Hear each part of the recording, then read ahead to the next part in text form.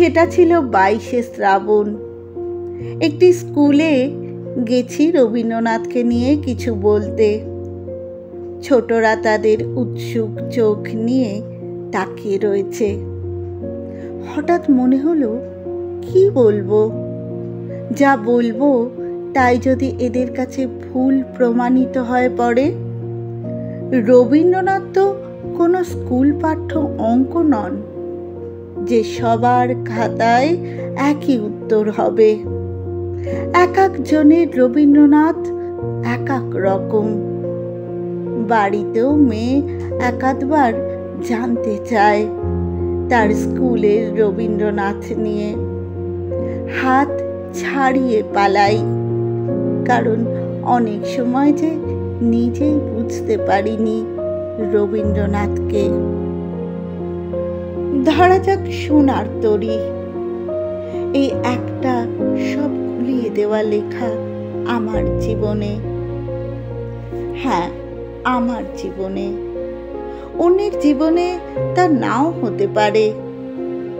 প্রথম এই কবিতাকে আমি কিভাবে পাই একটা বর্ষার বিকেল বেলার শেষে, এক বারান্দায় বসে থাকার সময়। কবিতাটি আমাকে দেখা দেয়। আমার বয়স তখন 8। 1962 সালের জুলাই মাস ছিল সেটা। সারা দিন বৃষ্টি হয়ে সন্ধেবেলা ধরে এসেছে। আকাশ স্লেট রঙের কালো থেকে একটু উজ্জ্বল, সূর্য নেই। আমার মা কবিতাটি পড়ছিল সঞ্চয়িতা থেকে, উচ্চারণ করে করে। আমার মায়ের কিন্তু কবিতা টবিতা পড়ার ঝোঁক একেবারেই ছিল না। সারা দিন নানা কাজে ব্যস্ত থাকতে হতো তাকে। গল্পের বই পড়তো, কবিতা কখনো নয়। তবে সেদিন মা পড়ছিল কেন? পড়ছিল আমার বাবার কথা মনে করে। এপ্রিল মাসে বাবার মৃত্যু হয়েছে। বাবার ছিল ওই কবিতা বলা, গান গাওয়ার স্বভাব। এক একটা মানুষ থাকে না, সারা দিন বাড়িতেই থাকে, ফুল গাছ লাগায়, বই পড়ে, গান গায়, কবিতাও পড়ে, কিন্তু কিছু করে না। বাবাও সেই রকমই ছিল।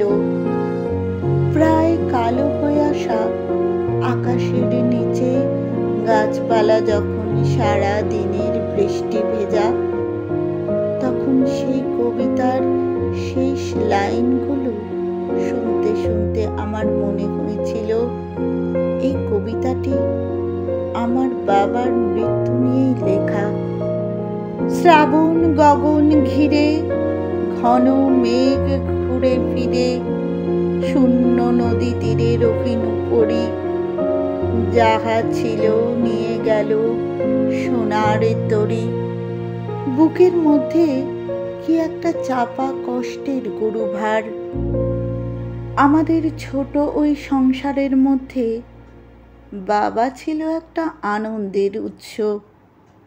সারাদিন ছোট ছোট গান, মজা, কবিতা, বাগান, এই সব করে অভাবের কথা যেন ভুলিয়ে রাখত।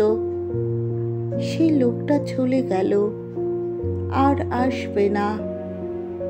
এটাই যেন ওই কবিতার সার কথা। স্নেহ হারানো, শোক পাবার কবিতা হই ওই সোনার তরী রইল আমার কাছে। তারপর বয়স বাড়ল। আস্তে আস্তে বইপত্র উল্টাতে গিয়ে দেখি কি ভয়ানক সব তর্কাতর্কি হয়ে গেছে ওই কবিতা নিয়ে। বোকার মতো ওই সোনার তরীকে আমি শোকের কবিতা ভেবেছি কেন? না, কখনো আমি কাউকে বলি না আর ওই কবিতা নিয়ে একটি কথাও। কিন্তু আজও যদি চোখ বন্ধ করে মনে ভাবি ওই তরু ছায়া মুশিখানা কথাটি, তবে আমাদের সেই রানাঘাটের সিদ্ধেশ্বরী তলার সেই পুকুর পাড়ের বাড়ি আর তার গাছ আর চূর্ণী নদীর তীরই মনে পড়ে। আরও আছে, চূর্ণী নদী বললাম না, তার ধারে একটা বট গাছের নিচে বাবার সঙ্গে দাঁড়িয়ে আছি। বাবার মুখে একটা গান, অমল ধবল পালে লেগেছে মন্দ মধুর হাওয়া, দেখি নাই কভু দেখি নাই এমন তরণী বওয়া। তরণী কি না নৌকো? নৌকো তো অনেক যায় আমাদের নদী দিয়ে, যেমন যায় কচুরিপানারা। অমলও জানি, অমলদা সব পেয়েছির আসরে ড্রিল করায়, ড্রাম বাজায়, কিন্তু ধবল কাকে বলে? গানের পর বাবার উত্তর, ধবল হলো সাদা। ওই যে বালির নৌকোটাকে দেখ, ওর তো পাল আছে, সাদা পাল, ওই রকমই। দেখলাম বড় একটা নৌকো ধীরে ধীরে ভেসে চলেছে, একটা ছই রয়েছে। ওই রকম নৌকো কতই দাঁড়িয়ে থাকে চূর্ণীর তীরে, নৌকোর কানা পর্যন্ত জল। এই নৌকোটায় বড় একটা পাল লাগানো, মনের ভেতরে থেকে গেল সেই নৌকো আর তার পাল তুলে যাওয়া।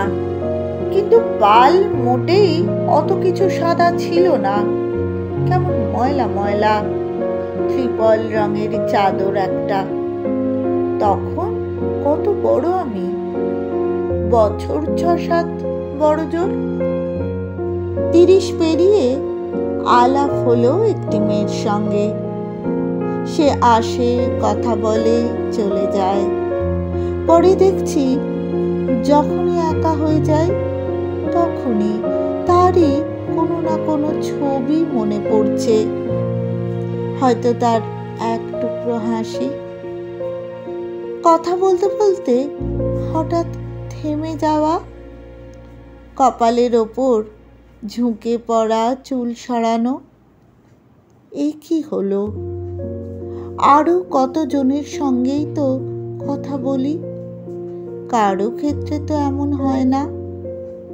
সবচেয়ে বেশি মনে পড়ে তার তাকিয়ে থাকা। ভোরে ঘুম ভেঙে মনে পড়ে, দুপুরে ঝাঁ ঝাঁ রোদে হাঁটতে হাঁটতেও মনে পড়ে। কেন পড়ে? আর কোনো চোখ কি আমি দেখিনি কখনো? বুঝলাম আমি প্রেমে পড়েছি। একদিন এক উঁচু বাড়ির সিঁড়ি দিয়ে নেমে আসছি, সামনে নেমে চলা তার উড়ন্ত আঁচল। কোথাও কারো বাড়ি থেকে গান বাজছে, দেখি নাই কভু দেখি নাই এমন তরণী বাওয়া। থমকে আছি, পা চলছে না। শৈশবের সেই পুরনো গান কি এক নতুন মানে নিয়ে আজ আমার সামনে দাঁড়াতে এলো? এই তরুণী তবে সেই আশ্চর্য নৌকো বেয়ে যাওয়া? যখন এর পর থেকে ওই গান শুনেছি, মনে পড়েছে তার চেয়ে থাকা। কবরখানার মধ্যে দিয়ে হাঁটতে হাঁটতে বেরিয়ে আসছি দুজনে, পিছনে রক্তিম সূর্যাস্ত। একটা জলের বোতল ব্যাগ থেকে বার করে এগিয়ে দেওয়ার সময় তাকিয়ে আছে। আমাদের সেই দেখাশোনার উপর ছেদ পড়তে কয়েক মাসের বেশি সময় লাগলো না, কিন্তু ওই গানের মধ্যে থেকে গেল মেয়েটি। তারপর আরো 19 বছর কেটে গেছে। আমার মেয়েকে যে হোস্টেলে দিয়েছি তার পাশেই গঙ্গা। এক রবিবার বিকেলে হোস্টেলের ধারে বট গাছের নিচে সিমেন্ট বাঁধানো বেদিতে বসে আছি মেয়ের সঙ্গে। সে এখন 15 পেরিয়ে 16 পড়েছে। সেও বর্ষাকাল ভালোবাসে। আজ সারা দিনের মেঘে ঢাকা ছিল আকাশ, কিন্তু এখন একটু পরিষ্কার। সূর্য অস্তে নামছেন, আলো বেরিয়ে আসছে। মেয়ে বলল, ওই দেখো দেখি, ছোট একটা নৌকো তরতর করে চলে আসছে স্রোতের সঙ্গে। তার উপরে একটা পাল লাগানো। মেয়ে গাইতে শুরু করলো। অমল ধবল পালে লেগেছে মন্দ মধুর হাওয়া। দেখি নাই, কভু দেখি নাই এমন তরণী বাওয়া। ও শেখে টেখে না, শুধু শুনে শুনে জানে। কিন্তু ওর গেয়ে চলবার সঙ্গে সঙ্গে সব ভুলে ওই গান এসে দাঁড়ালো আমার 50 বছরের দোরগোড়ায়। তখন আমার চোখ ভেসে যায় চোখের জলে। এই গানের কি মানে হলো তবে আমার কাছে? আমাকে এই প্রশ্নের মধ্যে রেখে সূর্য তার অস্তে চললেন। পিছনে ঝরিছে ঝড়ো ঝড়ো জল, গুরু গুরু দেয়া ডাকে। মুখে এসে পড়ে অরুণ কিরণ ছিন্ন মেঘের ফাঁকে। ওগো কান্ডারি, কে গো তুমি? কার হাসি কান্নার ধন ভেবে মরে মোর মন।